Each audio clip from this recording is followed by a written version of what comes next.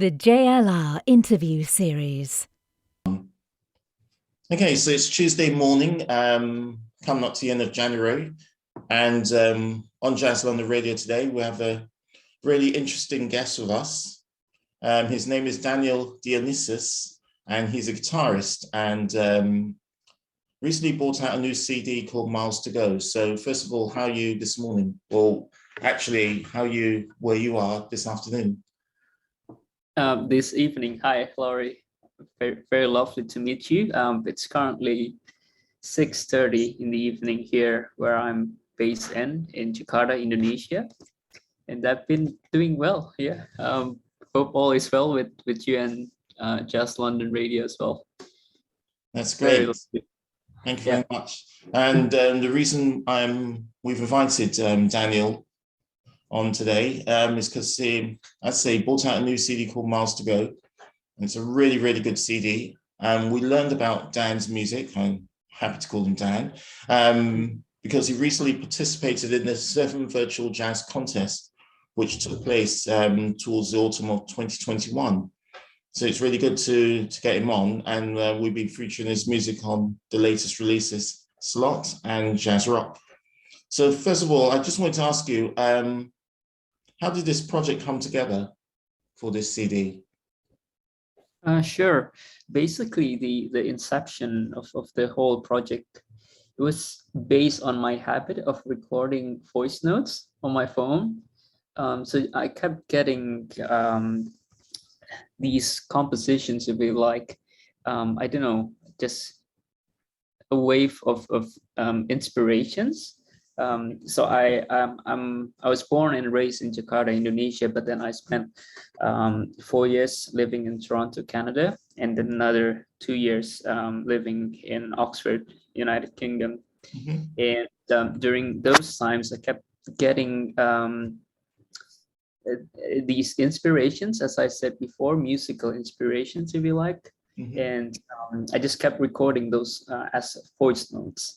And then at one point, I had to go back to my home country, Indonesia. And then I just said to myself, all right, you need to start somewhere. So that's where the idea came from. So I just decided to record, perhaps 10 tracks out of those voice notes. And then just present it as something that you can always look back on in the future. So yeah. Okay. Can you just explain to me what when you say voice notes, what do you mean? Voice memos on your phone. Yeah. Oh, yeah. Okay. Yeah. Well, that's good. And then, so obviously you recorded this in Jakarta. Yeah. The original intention was to record it with a few bandmates from Oxford. Oh, okay. Yeah, from Oxford, United Kingdom. But then we just never managed to record the whole thing. We did play some of my original tunes, which ended up in the CD, but then we only perform it publicly, and we haven't had a chance to record a version of those tunes, so to speak. So, maybe that is something that we're still keen to do in case I visit London again or Oxford in the future. We'll see. Yeah, okay. So, I mean, so you recorded it in Jakarta with local musicians. Before I ask you the next question, who are those musicians that feature on the CD, please? So the CD features my trio. So myself, and then Kader Sakuhachi is the drummer. Mm-hmm. Is the son of quite a well-known Indonesian jazz musician, Idang Rashidi. Mm-hmm. And then Han plays on bass.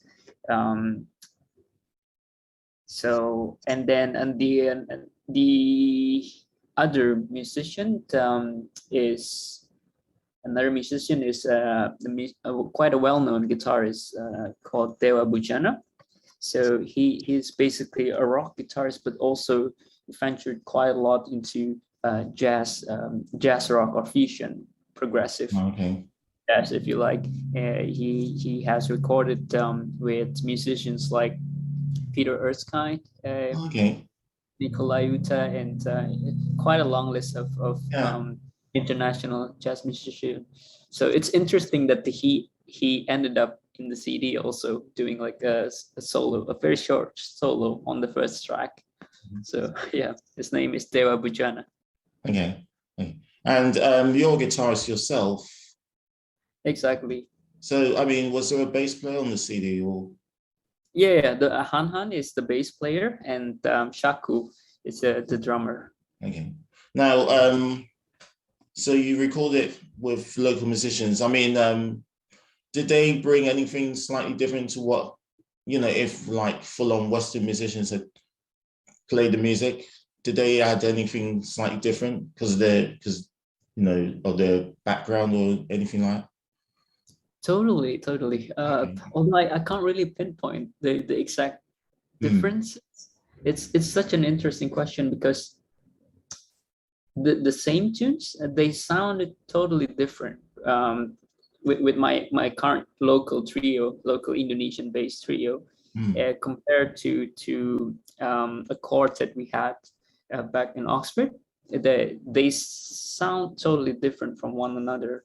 But I can't really tell. I mean, it's an interesting question. One thing I notice is with Western musicians, they usually kind of request some of the music charts as a guide, so to speak. Whereas here, I think sometimes you get requested of those as well, but then in my experience, they kind of preferred, especially with the Chaku and Han, they definitely preferred I don't know, like without charts. Right. So that is interesting, and the feel is also different. I don't know why. yeah, but no, I just thought it'll be an interesting question to ask, and I mean the music is superb, I have to say, and you've actually sort of wrote literally nearly all the compositions bar one Miles Davis standard, didn't you? Yeah. So out of all 8 tracks, which ended up in the CD, I wrote 6 of them, and then Shaku, the drummer, contributed 1 composition, and then we also did an interpretation of Just Down Stella by Starlight. Yeah. And with that music, there's a lot of different influences in there. So you got a bit of blues, as you said, some rock fusion. So there's a lot of stuff going on. But in the past, you'll listen to an artist and they want to put lots of different things in their CD because they want to show everyone what they can do. But it becomes disjointed. But in this case, it hasn't. It's stayed focused. So how did you think you managed to pull that off? Yeah, thanks for that yet another interesting question, Laurie. And thank you for your kind words as well. To say that the CD is pretty much stays consistent despite this diversity that it has. I don't know. I guess I always put myself as a fan and as a listener whenever I play music. So in a way, okay, the first track should represent my love for the sort of progressive jazz rock music in a way. And then the next track, I love ballads so much. So then I should do an interpretation of, not an interpretation, my own take of what I like within that subgenre. So I just followed through that process, if that makes sense. So basically the idea was for the this debut album to be a representation of all the influences I've had so far. It's meant to be a starting point. That's why it's titled Miles to Go, right? It's just a start. And I kind of wanted it to be like a skeleton version of all the things I love in music. So I hope that captures those influences somewhat. Oh, yeah, that's good answer. And yeah, I like it, especially the title of the CD. So yeah, that makes a lot of sense. And as a guitarist yourself, I checked your website. And you got good testimonials from guys like Lee Ritner. I mean, that's really good. So, how did you get into guitar playing? I think I was 10 years old, probably, and I think at the time my mom just wanted me and my siblings to start learning a musical instrument. Then she kind of asked me to pick between the guitar and the piano. I ended up loving both, but for some reason I chose the guitar. Maybe because I thought it would be quite portable, right? You'd be able to travel with the guitar, and then and I guess my thinking around that time was you could progress towards an electric guitar, so sounded cool at the time. I don't know, but then of course I ended up loving both classical, acoustic, also electric guitar playing. So I started learning classical guitar in the beginning, but then I transitioned to learning some of the pop tunes at the time, rock music, also punk rock music like Ramones. All right. Yeah, Ramones, Sex Pistols. It's Sex Pistols. interesting period. And then so through that punk rock influence, you kind of go backwards in time, right? Go back in time. You kind of trace the rock and roll influence of those of the punk rock music. And from there, you go to the blues, and then from there to jazz. No,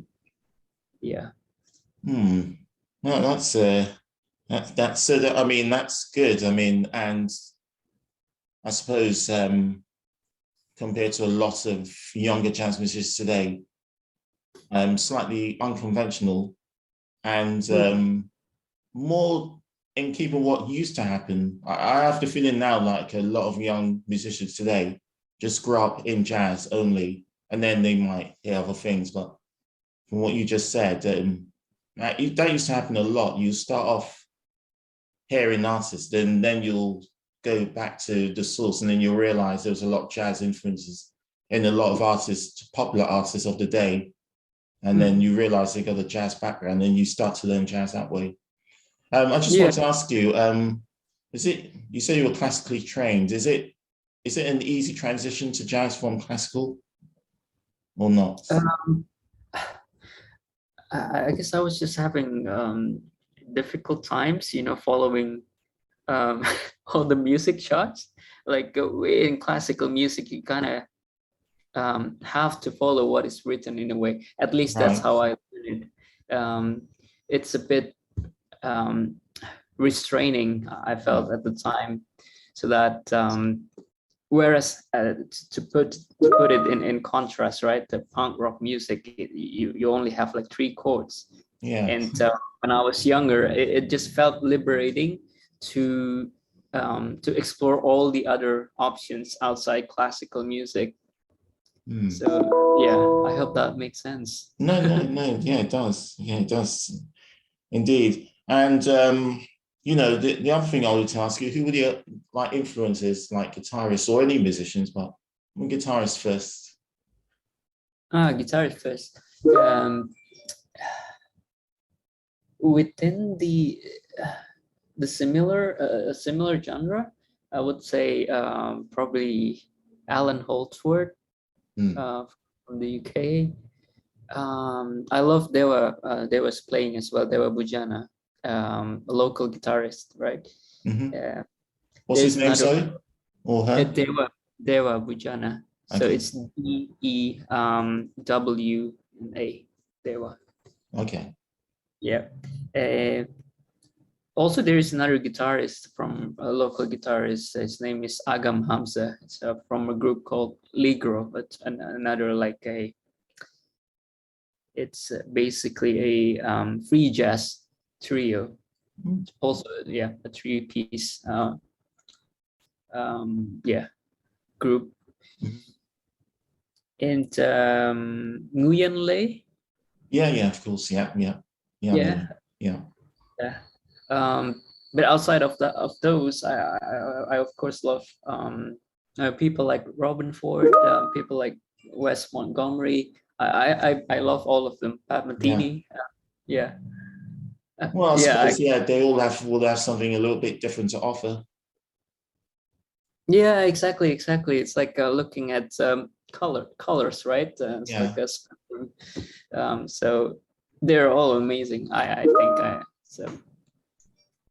Wow, and that's fantastic. And also, one thing I wanted to ask is, so what is the jazz scene like in Indonesia, in Jakarta? Is there a big jazz scene over there? Yeah, it's we've got a few jazz festivals. Surprisingly enough, like you've probably heard of Java Jazz Festival. Okay. Yeah, it's quite a famous festival, at least on YouTube, it seems. So it used to be an annual thing before COVID, and we used to have like quite like big lineups every year. Yeah, and what international musicians or international? Yeah, international. Okay. So we've got quite a few of those festivals. We've got lots and lots of both older and younger jazz musicians here in Indonesia. So that's so interesting. I would say you could almost trace it back to the late 60s. I think because we were in a transition period from the old government under our founding father Sukarno to the new order regime, as we call it back then. So the government kind of sent a few Indonesian musicians to places like Germany and other places in Europe, and then that kind of happened at the same time as what Coltrane was doing back in late 60s, I think. Right. You had this cultural interchange happening back then, which then the Indonesian musicians they kind of carried everything back home. So you have that sort of history, which I think is interesting. Yeah, it is. Yeah. Yeah, no, that's quite nice. And are there lots of like jazz clubs or anything like that? There used to be a few, but in Jakarta now there aren't so many. One jazz club is called Fabster Brew, and probably that's the only one. Although we also have Cotton Club, which was recently established a few years ago. But then things appear to move in and out quite frequently, so it's a bit tricky to say, Glory. Yeah, and I suppose the COVID situation hasn't helped. Exactly. No, it's a struggle, and we're still struggling with musicians' rights and things like mechanicals, right? It's virtually non-existent for if you go towards the creative sort of way, like creative music, like jazz and other non-mainstream genres. it is virtually non-existent, and yeah, it's quite a struggle. Yeah. Well, unfortunately, it's a similar story around the world at the moment. Do you get an opportunity to play your music live? Yeah, only after the album release, we had like a showcase. So it was just a performance at Fabster, the club I mentioned earlier, to promote the album locally. So yeah. And would you get opportunities to, or do you get opportunities to tour outside of Indonesia, like in other parts of Asia or anything like that? Or? With the whole COVID situation, I doubt that to be the case. But we'll see. Yeah, so hopefully, like in the future. Yeah, everything is mostly virtual at the moment. Yeah. So. Yeah. Modern times. Yeah, interesting time. Interesting times. But anyway, well, I suppose the good thing is that, you know, artists like yourself are still putting out lots of interesting music. In fact, ironically, since the COVID pandemic, I reckon releases have shot up by at least 100%. I mean, there's more new music being released more than ever in the last 2 years. Yeah, exactly right. But I have to say, at the same time, you have like with the 7 virtual jazz, I kind of discovered that quote unquote competition during COVID, right? Because everything turned virtual suddenly, and then I kind of had to suddenly look out for opportunities, right? How to promote my music during the situation. So I guess there are different sides to yeah. Well, I suppose it just opens up different opportunities. Like when there's a crisis, that's the old saying. Yeah. Okay. Yeah. So, well, yeah. Okay. Well, I just want to say thanks for this interesting interview. It's really interesting music you've got, and that's a lot of interesting stuff for the listeners to hear. So I just want to reiterate. So it's called Miles to Go, and I didn't mention the label before, but it's on the D Majors label. And yeah, I think people should check it out and get a copy, definitely. And can you just spell out your website for people in case they want to check out your music? It's Daniel Dyonisius.com. Okay. Do you just want to spell it out, or do you want me to, yeah? It's just Daniel and then DYONISIUS.